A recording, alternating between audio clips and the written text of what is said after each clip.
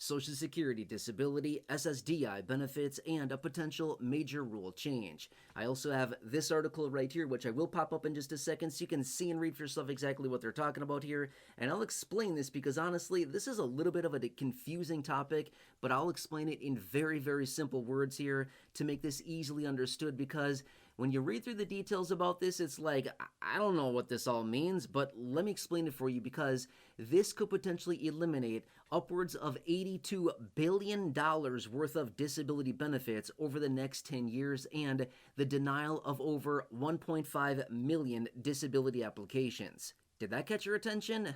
I would think so, because as of right now, only about 35% of disability applications are actually approved. About 65% of them are actually denied. Now, I also do want to clarify in this video, we're specifically talking about SSDI, not to be mistaken with SSI. We're talking about Social Security disability insurance benefits. I have a lot of dedicated SSI, supplemental security income videos here on the channel as well. And don't worry, many more to come, but this is only focused on SSDI. Just wanted to clarify that. Now, don't get me wrong, SSDI benefits are great. They're very, very nice to have available. Basically, the whole program is set up in such a way that if somebody becomes disabled during their working years and no longer able to work at the capacity that they once did, that's the whole purpose of disability benefits, is that somebody can start drawing on them, provided their application is sent in and it's approved and they're awarded those benefits. It's basically to make up for, well, the disability that the person has sustained, because they can no longer work at the capacity that they did, like I said. Anyway, let's pop this article up right here, right now. Feel free to read through the details about this. I'm going to be honest, it's probably going to be a little bit confusing, but let me explain this in very, very simple words. Okay, here's what it comes down to. When somebody files a disability application, there's many, many different factors that adjudicators look at to determine somebody's eligibility for their disability claim, okay? Age is one of those factors, okay? Obviously, I'm just going to say this how it is. It may not be a pretty way to say this, but let me just say this. The older that somebody gets, the harder it is for that person to get work. Let's just be honest, right? I think we all recognize that. Somebody that is younger probably has a higher likelihood and an easier time finding work versus somebody that gets, 50, 55, 60 plus. It's honestly more difficult to find work. I think we can all probably agree with that, okay? But here's the deal. Right now, they use age as a factor. So basically, somebody who is, say, 50 plus has a higher likelihood of getting an approval of disability benefits because of their age. Because of that one factor, they have a higher probability of getting disability benefits awarded to them simply because they are 50 plus. It's just harder to get out into the workforce and find a comparable job, okay? I think we all recognize that. Now, in general, people below the age of 50 generally don't see awards of benefits quite as much as people above 50 because of that one factor. Now, again, obviously there's a variety of factors that go into play here, but you kind of get what I'm saying behind this, okay? Now, here's what they're talking about doing, okay? Let's just talk about what they're thinking about doing. Possibly raising the age range from 50 up to 60, or possibly even eliminating the age component completely from the different set of rules that they look at to determine someone's eligibility for disability benefits. So basically what they would be saying is that if they completely removed the age component to determine someone's eligibility for disability benefits, they'd basically be putting somebody at the age of, say, like 25 on the same playing field as somebody who is 60 plus, or maybe even in their mid-50s to get disability benefits. Now, again, I'm just going to make this a very easy way to understand. Do you think that somebody the age of, say, 25 is on the same playing field of somebody who is, say, 55, 60, 62 to get disability benefits as far as finding work in the overall marketplace? It's not a level playing field. I think we all recognize that, right? Somebody who is maybe 55 or 60, something like that, has been probably doing whatever kind of work, and obviously things have changed in the last many decades that they've been working, right? New technologies, new methods, all kinds of different things. Meanwhile, the 25-year-old who probably has a much better understanding of technology, again, just being fair, right? I think we'd all recognize this. They have a much better chance and opportunity to maybe find jobs out in the workforce that is something that they could actually do, right? So therefore, the 25-year-old probably has a higher likelihood of getting denied disability benefits in this example that I'm giving, okay? And again, I'm just using generic ages here and just giving generic examples to make this very easily understood.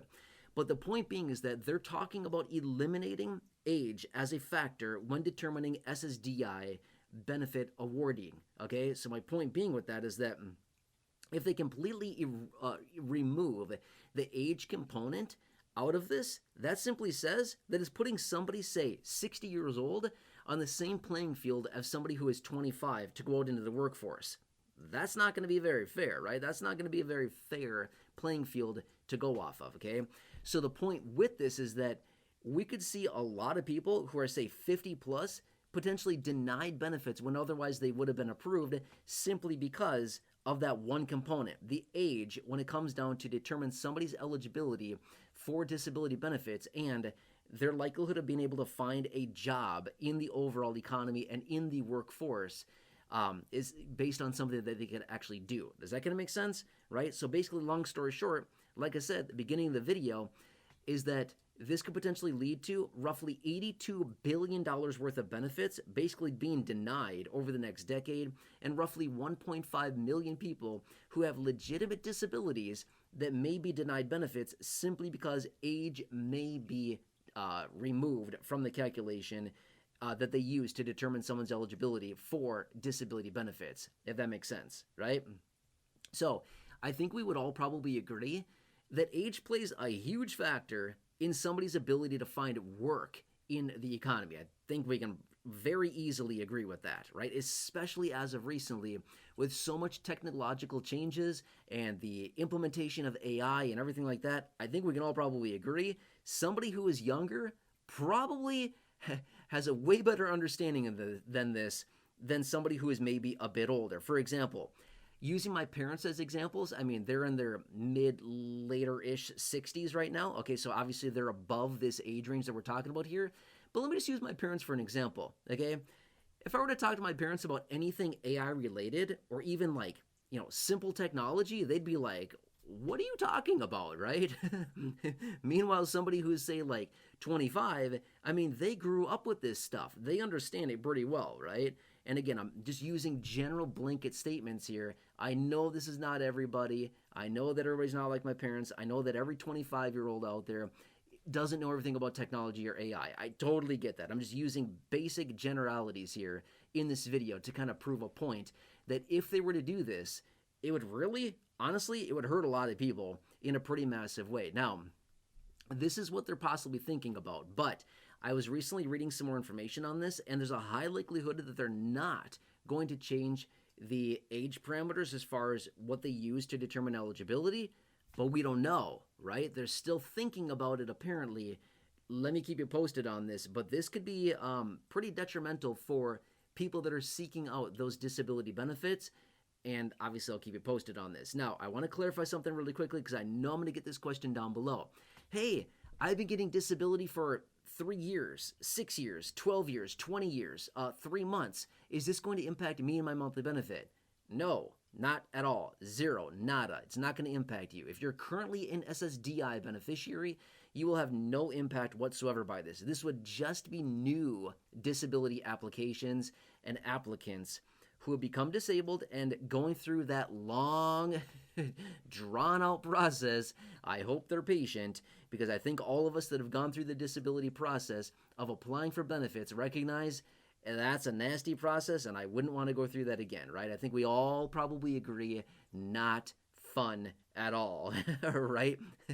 All of you that have gone through the application process, it is not fun. We've been down that road way too many times as far as the months, the days, the weeks spent waiting for replies, the denials after denials. Yeah, it's a nasty road. But yeah, current beneficiaries would not see an impact of the benefit with this. It would just be new applicants that would be faced with these new rules. Is that going to make sense? Right? Anyway, hope this helps you. And again, I just want to keep you posted with everything going on out there. Anything coming up that's going to possibly impact benefits, your money, your finances, anything like that, rule changes. Obviously, I want to bring it to your attention immediately in these short videos. Anyway, I hope this helps you. Again, thank you so much for watching this. If you have not done so, please consider subscribing. 100% free. Big subscribe button down below. Please share the video. Big share button down below.